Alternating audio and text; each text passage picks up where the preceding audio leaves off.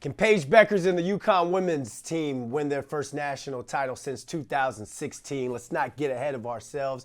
They have to beat UCLA tonight to give themselves a chance. So let's talk Huskies, Bruins, and all things Final Four with Madeline Kenney, our women's sports writer for the Post.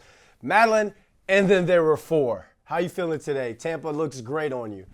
Thank you. Yeah, no, I'm feeling good. I'm excited. I think it's going to be a really fun night of games. All right. Before we start breaking down tonight's game action, you spoke with UConn great and ESPN analyst Rebecca Lobo about everything from this team's journey back to the Final Four, Gino Auriemma, and the UConn dynasty as a whole. If they win Title 12 this year, do you call or can we call UConn's women's basketball the greatest college sports program of all time?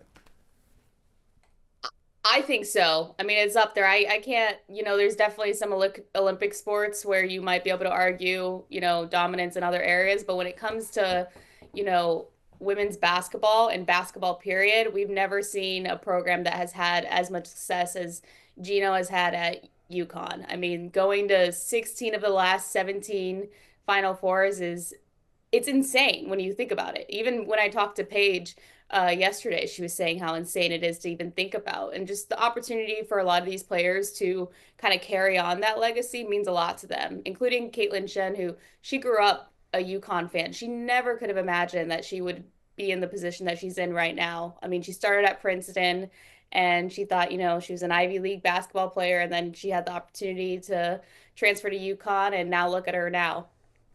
You mentioned the Olympic sports. I'm sorry to all the rowers and crewers and fencers out there, but basketball, football, all the major sports is what I was talking Yeah, about there. I'll I know, take the I hate. I'll know. take the hate. I'll take the hate. You mentioned talking to Paige. They got to handle business tonight against the Lady Bruins in the Final Four before they even move on to the national title. She said that Final Fours are an expectation at this point when talking about this program.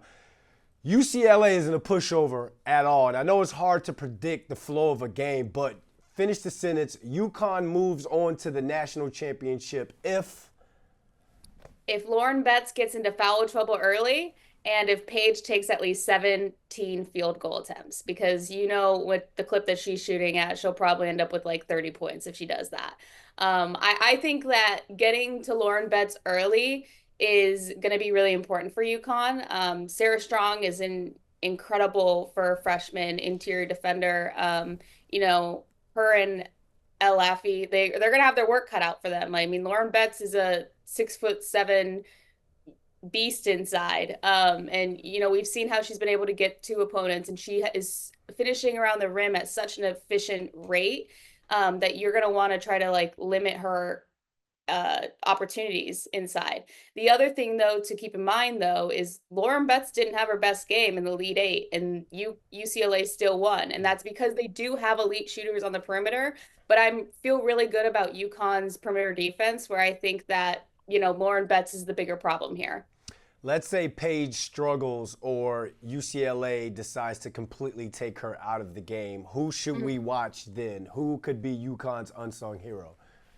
I think AZ Fudd is due for a big game, and then Sarah Strong. I mean, Sarah Strong had like 10 of UConn's first 15 points or something like that in the Elite Eight. Sarah Strong is such an elite player. The ability that she can score inside, she could do it from outside. I mean, she the pick and roll game with her and Paige. I mean, there's just so many things that she does well, and for a freshman, it's extremely impressive the ability that she has just kind of like forged her way into the conversation when we talk about UConn. I mean, this season it was supposed to be Paige and AZ Fudd finally being healthy and being able to take UConn, to the Final Four and beyond. And now it's, AZ Fudd, Paige, and Sarah Strong. And so that speaks volumes about UConn's future. UConn playing in their 24th overall Final Four tonight. But before we even get to that game, that's the late one. That's the 9 p.m. one. It's South Carolina versus Texas. South Carolina are the favorites in this one and maybe even the entire tournament. But who do you think comes out of this one with the win? I'm leaning towards South Carolina just because, this is their fourth time meeting each other. And South Carolina currently is 2-1 against Texas this season.